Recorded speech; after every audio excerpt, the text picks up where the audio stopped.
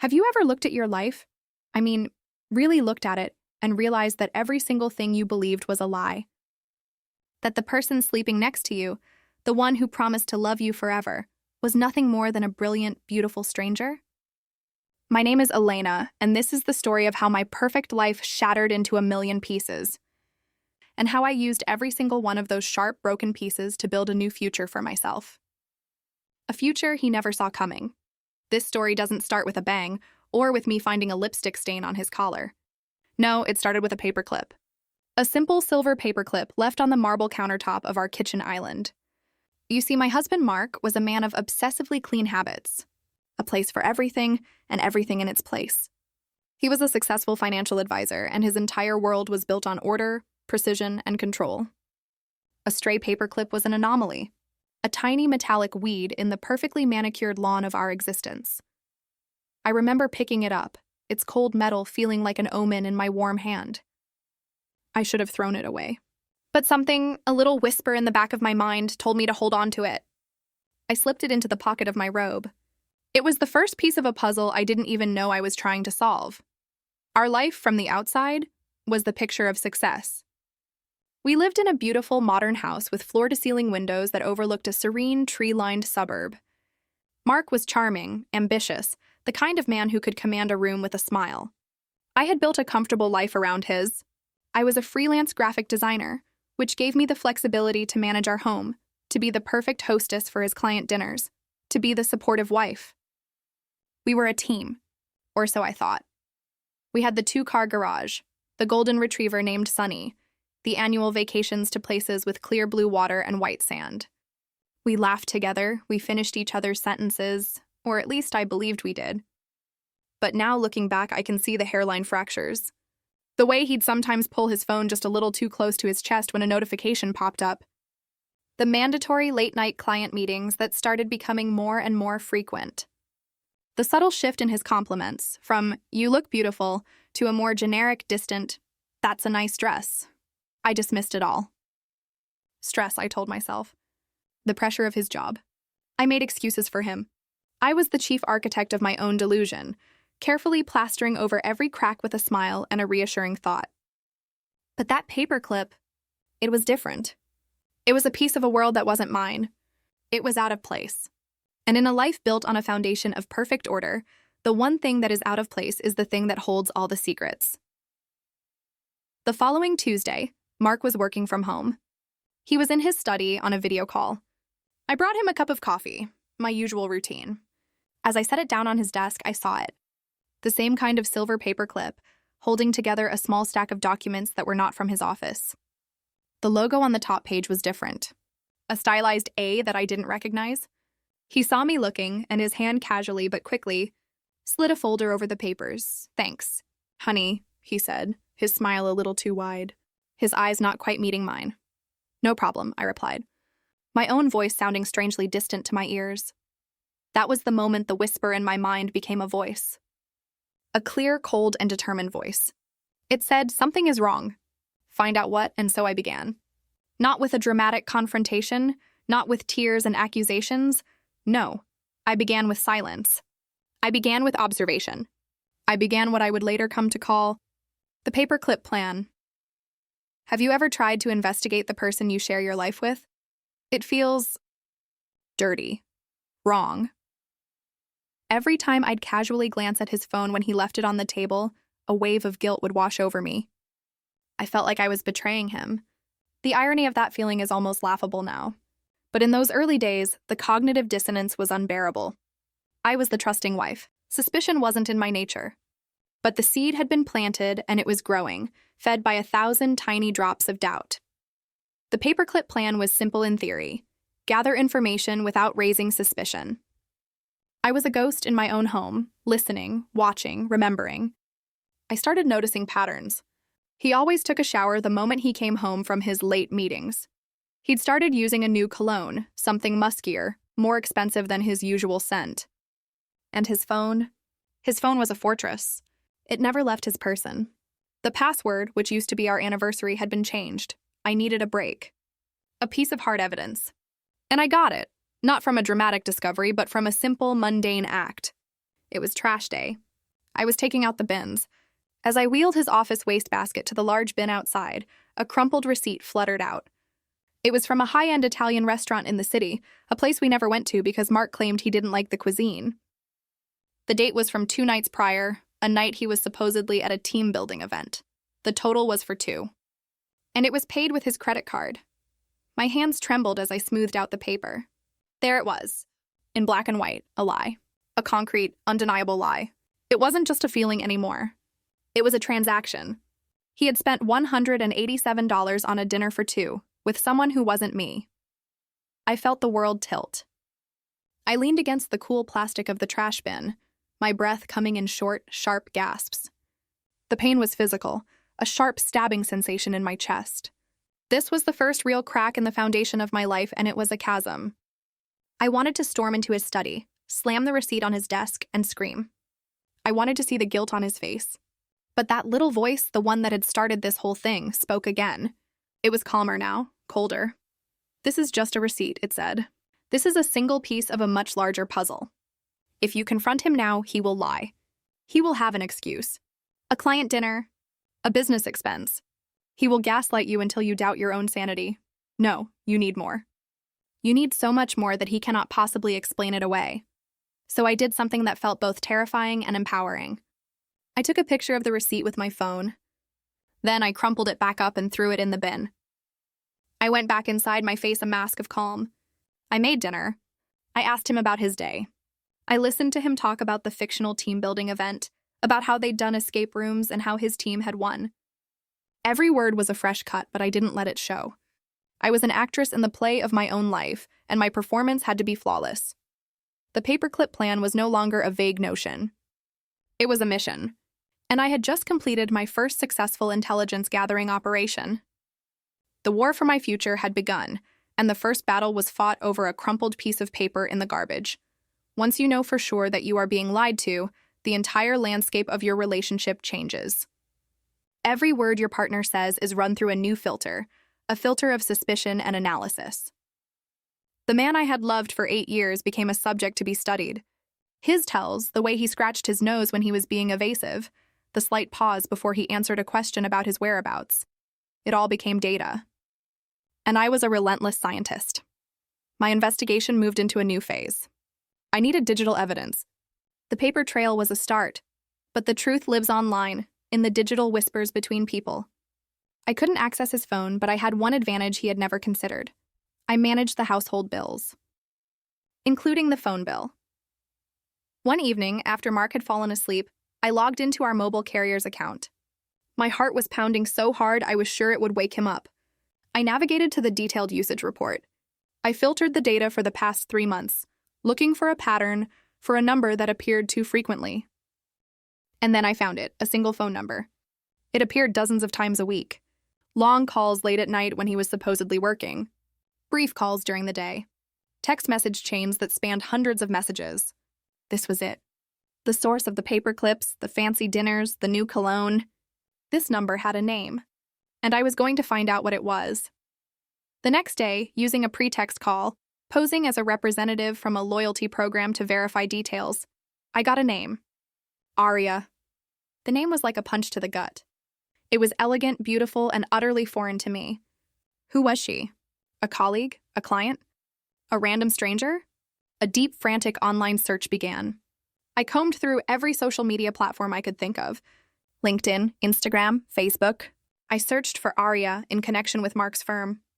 Nothing. It was as if she didn't exist. The frustration was maddening. I had a name, but she was a ghost. My break came from the most unlikely of places. A community gardening forum. You see, I had a small hobby of growing heirloom tomatoes, and I was a member of a local online group. On a whim, I searched for Aria within the forum. And there she was. Her profile picture showed a woman with a bright, confident smile, holding a basket of vibrant vegetables. Her username was Aria Blossoms, and in her bio, she listed her workplace. She was the owner of a high-end floral design studio called Blossom and Vine. A studio located just 2 blocks from Mark's office. I clicked on the website for Blossom and Vine. It was sleek, minimalist, and expensive. And there, in the About Us section, was a professional photo of her. Aria. She was stunning. Younger than me, she had an artistic, effortless style that I, in my comfortable homemaker life, had lost. The pieces slammed into place. The paper clips from her studio invoices. The expensive dinners. The new artistic cologne. It all fit. I wasn't just looking at the other woman. I was looking at my replacement. A newer, shinier, more exciting model. The pain was so profound it was almost peaceful. This was no fleeting affair. This was a parallel life he was building. A life with Arya. A life that I was sure he was planning to swap me out for. But he had made one critical mistake. He had underestimated the quiet, observant wife he thought he had left behind. He had underestimated the woman with the paperclip plan. Now I knew my enemy. And knowing your enemy is the first step to winning the war. They say the truth will set you free. But first, it will tear apart your world with brutal, unforgiving hands. I had the evidence. I had the name. I had the face. But a part of me, the foolish, hopeful part, still clung to the possibility of a misunderstanding. Maybe it was a client he was trying to impress. Maybe it was a midlife crisis and he was confiding in her. I was bargaining with the universe, trying to find any scenario, no matter how pathetic, that would let me keep the illusion of my marriage intact. That illusion was shattered on a rainy Thursday afternoon. Mark had told me he was going on a weekend fishing trip with some old college friends. A guy's weekend. He'd even packed his old fishing rod, a nice touch, I thought. But my surveillance had uncovered a different truth. Arya had posted a vague, romantic message on her studio's Instagram story, counting down the hours until a much-needed coastal escape with my favorite person. Your weekend getaway, your sunset views. The timing was too coincidental. It had to be them. I needed to know for sure. I needed to see it with my own eyes. I felt sick to my stomach, but the need for the final, crushing confirmation was stronger than my nausea. The day he left, I followed him. I felt like a character in a spy movie, my hands slick with sweat on the steering wheel as I tailed his car from a safe distance. He didn't drive towards the lake where his fishing trip was supposed to be. He drove towards the coast, towards a beautiful, secluded bed and breakfast I found through Arya's tagged photos. I parked down the street, my heart hammering against my ribs. The rain was coming down in sheets now, obscuring my view, mirroring the storm inside me, and then I saw them. He pulled up and she came running out from under the cover of the inn's porch. She was laughing, throwing her arms around his neck. He lifted her up, spinning her around in the rain, a scene of pure, unadulterated joy. He kissed her with a passion I hadn't felt from him in years. It was intimate. It was familiar. It was love. I sat in my car, watching the scene play out like a movie of my own nightmare. The pain was no longer a sharp stab. It was a deep, cold, hollow ache that spread through my entire body. I didn't cry. I was beyond tears. I just sat there, numb, as the two figures I had been obsessing over for weeks finally merged into a single, devastating image of betrayal. This was no mere affair. This was a full-blown second relationship. He wasn't just cheating. He was living a double life. The fishing rod in his trunk was a prop. His stories were fiction. Our entire marriage was a stage, and I was the only one who didn't know I was acting in a play that had already ended. I drove home in a trance. The world outside my windshield was a blur of gray rain and smeared lights. The home I pulled into, the beautiful, silent house, felt like a museum dedicated to a life that had never been real. I walked from room to room, seeing everything with new, brutally clear eyes. The wedding photo on the mantelpiece was a lie. The cozy throw blankets on the sofa were props. It was all a meticulously constructed set. I went to my home office, to the small locked box where I kept my important documents. I took out the silver paperclip I had found all those weeks ago. I held it in my palm, its cold simplicity a stark contrast to the complex, painful truth it had helped unveil.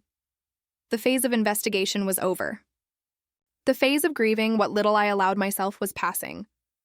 Now a new emotion was beginning to burn through the numbness. It was cold. It was focused. It was resolve. It was time for the paperclip plan to evolve. It was no longer about discovering the truth. It was about using that truth as a weapon. He wanted a new life with Arya. Fine, but he wasn't going to walk out of our marriage with a suitcase and a smile. If he thought he could shatter my world and just move on, he had another thing coming. I was going to make sure that when he left with nothing. Revenge is a dish best served cold. You've heard that saying, right? I never truly understood it until that moment, sitting in my silent house, holding that paperclip. Cold doesn't mean without emotion. It means calculated. It means precise. It means you let the heat of your anger cool and harden into a blade of pure, unemotional strategy. My heart was broken, but my mind had never been clearer. The goal was simple yet monumental. I would not just divorce him. I would ensure the divorce settlement was so overwhelmingly in my favor that he would be financially crippled. He valued his money, his status, his comfortable life above all else. That was what I would take from him. Not to be cruel, but to achieve a sense of justice. To make the consequence fit the crime. But to do that, I needed an arsenal. I needed every single piece of financial information I could get my hands on. I needed to know about every bank account, every investment, every stock option, every secret credit card, every asset he had hidden. I was about to become an expert in forensic finance. My first and most crucial move was to hire a lawyer. But not just any lawyer. I needed a shark. A calm, ruthless, brilliant shark who specialized in high net worth divorces. I found her through a discreet recommendation from an old college friend. Her name was Eleanor Vance. Meeting her for the first time was like taking a deep, clean breath of air after being trapped in a smoke-filled room. I laid it all out for her.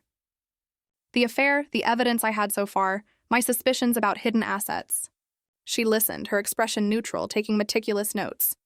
When I finished, she looked at me and said, "Elena, what you have is a good start. But it's the emotional case. We need the financial case. And for that, we need to be smarter than he is. We need to be ghosts." Eleanor gave me a list.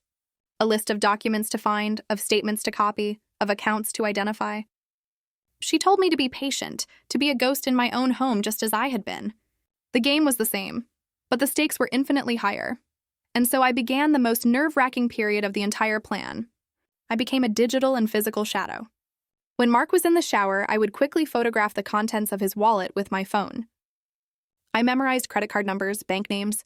I learned how to access the deleted items folder on our shared home computer, recovering PDFs of old account statements he thought he had erased. I found the key to everything in the most obvious place, his email. He was careless one evening, leaving his personal laptop open and unlocked while he went to get a delivery from the doorstep. It was a 30-second window. I didn't search for Aria or Blossom.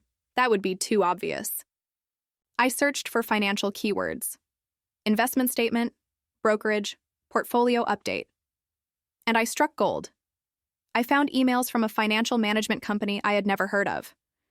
The statements were sent to a private, secret email address of his, but he had forwarded one to his main account months ago, likely by mistake, and forgotten to delete it. It showed a brokerage account with a balance of over $200,000. An account I knew nothing about. An account he had never declared on our joint tax returns. My hands were shaking, but this time it wasn't from pain. It was from the adrenaline of the hunt. I quickly emailed the statement to my own secure, secret email address and cleared the history on his browser just as I heard his footsteps coming back up the hall. I had it. The first major hidden asset. It was proof that he was not only unfaithful, but also a financial liar. This wasn't just about hiding an affair. He was hiding our shared marital wealth, preparing to leave me not just heartbroken, but destitute.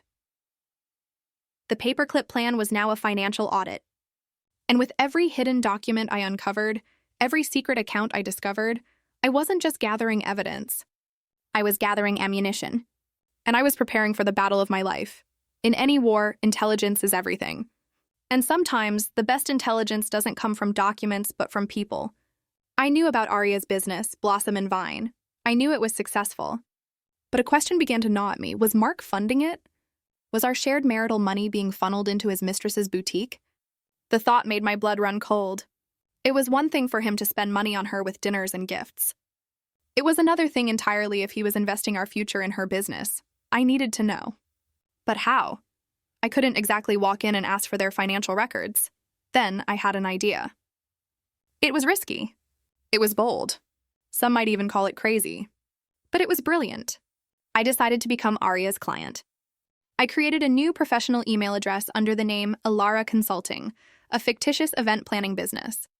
I emailed Blossom and Vine, expressing admiration for her work and inquiring about her services for a high-end, intimate corporate retreat I was planning. I requested a consultation. The day of the video consultation, my palms were drenched. I set up my background to look like a sleek professional home office. When Arya's face popped up on my screen, it was surreal. Here was the woman who was systematically destroying my life, and she was smiling at me, trying to win my business. She was charming, articulate, and very good at her job. We discussed color schemes, flower availability, and budgets. I played the part of a slightly demanding but wealthy client perfectly. And then I carefully steered the conversation. "The budget isn't really a concern," I said airily. "My client is very generous. It's such a relief to work with a business that is financially solid, you know? I had a bad experience with a florist who went under right before a big event last year. It was a nightmare. Your studio is owned solely by you, correct? No silent partners or investors to complicate things?" It was a gamble. A huge one. Arya, eager to impress her wealthy new client, smiled confidently. "Oh, completely sole-owned. I'm very proud of that. I built this from the ground up myself."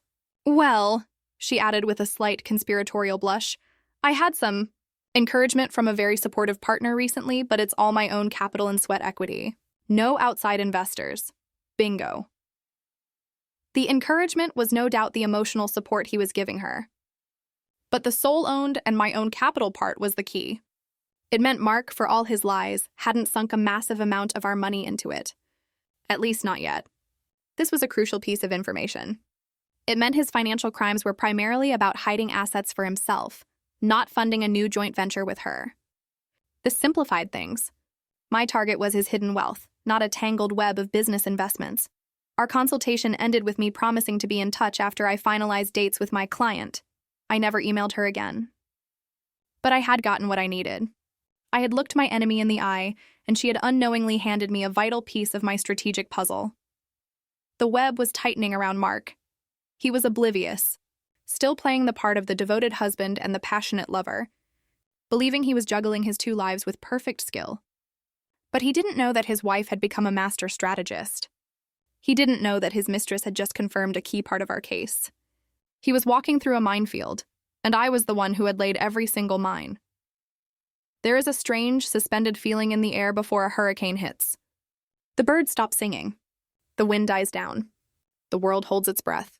That's what the final weeks of my marriage felt like. The calm before the storm. I had gathered my arsenal. Eleanor, my lawyer, had everything she needed.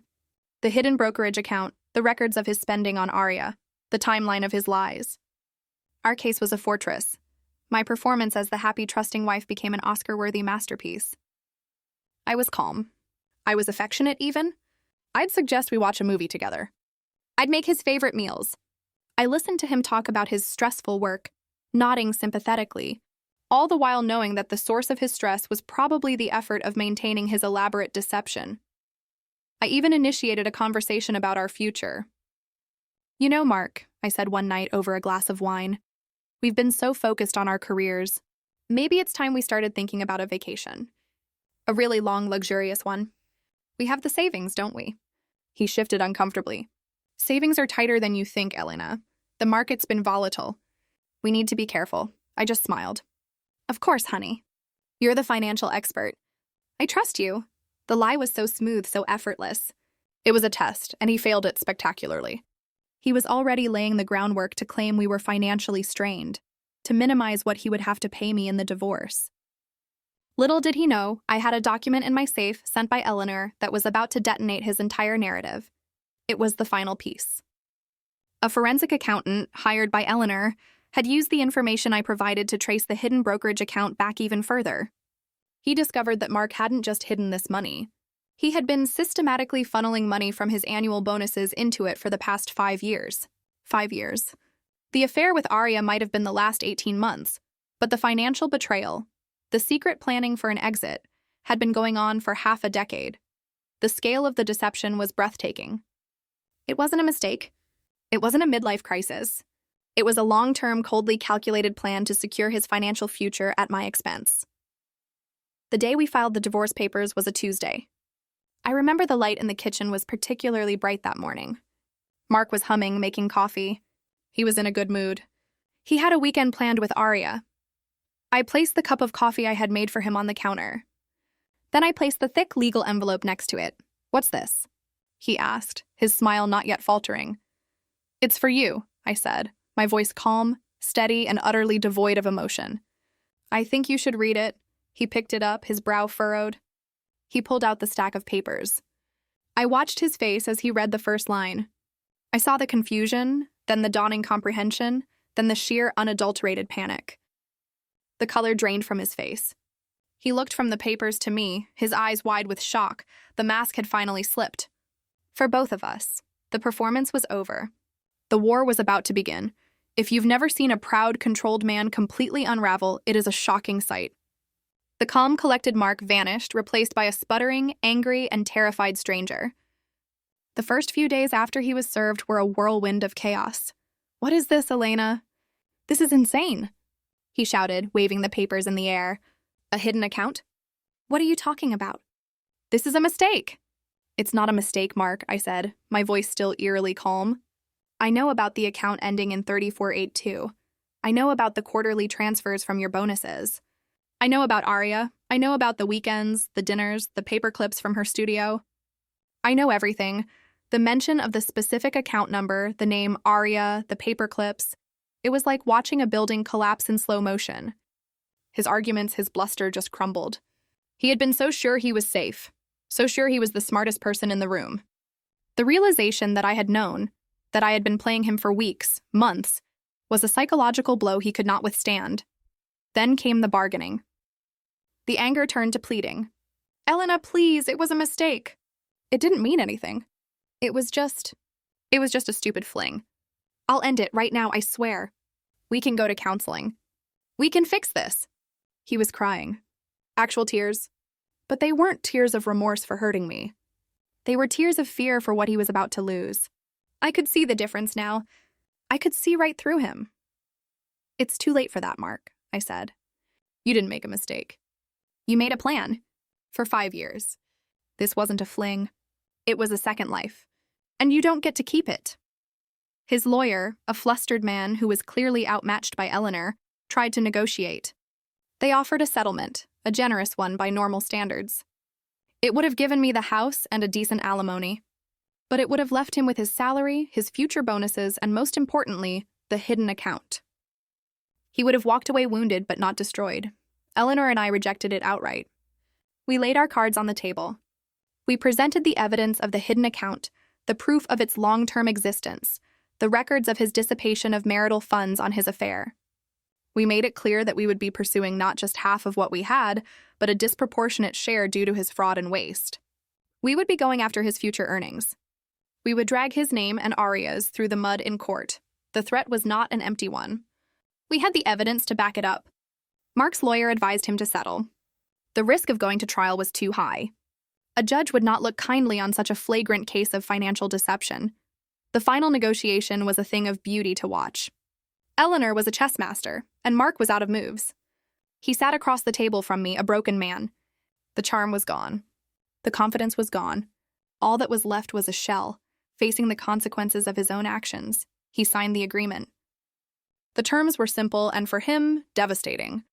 So, what does taking everything actually look like? In the end, it wasn't about literal petty theft. It was about justice, delivered through the cold, precise language of the law. The final divorce decree granted me the following: the house, free and clear. 70% of the total marital assets, including the full value of the hidden brokerage account, which was now considered part of the marital pot. A significant 5-year alimony payment that was non-negotiable. My legal fees were paid from his share of the assets. He was left with his car, 30% of the remaining assets, which, after my share in the fees, was a fraction of what he thought he had, and his salary. But his financial future was crippled. The secret nest egg he had been building for 5 years was gone. It was now my security, my nest egg. He was left with his car, 30% of the remaining assets, which, after my share and the fees, was a fraction of what he thought he had, and his salary. But his financial future was crippled. The secret nest egg he had been building for 5 years was gone. It was now my security, my nest egg. The day the divorce was finalized, I drove to the house, my house, and walked through every room. It was quiet. It was empty of his presence, but for the first time in a long time, it was full of peace. It was no longer a museum of lies. It was a blank canvas. I learned through mutual acquaintances that Aria did not get the fairy tale ending she was expecting. Faced with a financially strained man, a man whose reputation at his firm had been tarnished by the scandal of the hidden assets, the relationship quickly soured. The encouraging partner was now a liability. They broke up within 6 months of my divorce being finalized. Mark was forced to rent a small apartment.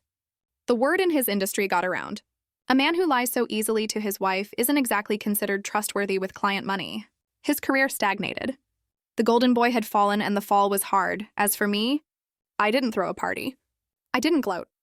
The victory felt quiet. It felt like a long, difficult journey had finally ended.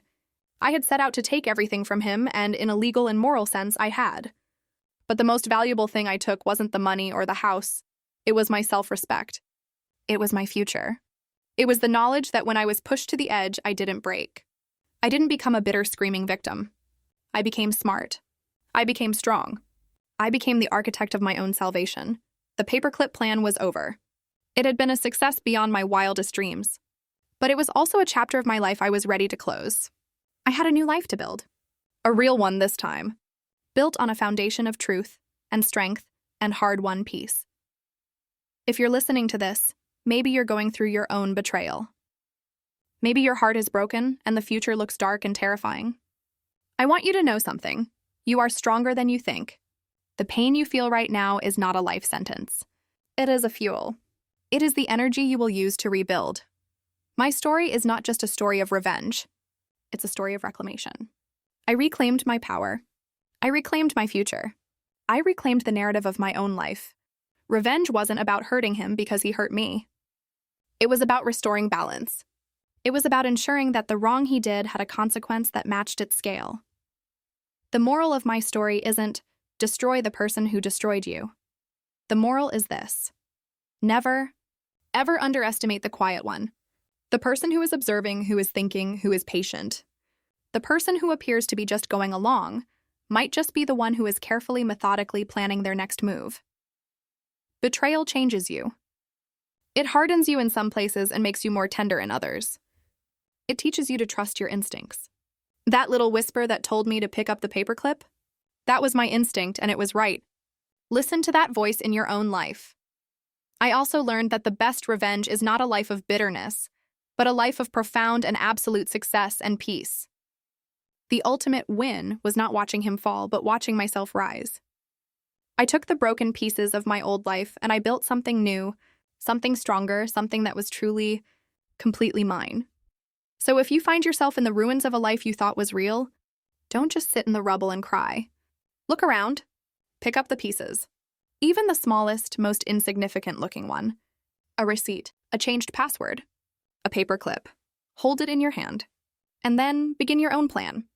Not a plan of reckless emotion, but a plan of cold, hard, brilliant strategy. Be the ghost in your own home. Be the calm in your own storm. Gather your evidence. Build your arsenal. And when the time is right, not when you are emotional, but when you are ready, strike with the full, unforgiving force of the truth. Because the truth, in the end, is the most powerful weapon of all. And no one, no matter how clever they think they are, can ever truly defend against it. This is Elena. Thank you for listening. And remember, your story isn't over. It's just beginning. The final resonant piano chord hangs in the air for a moment, a promise and a benediction, before fading to silence.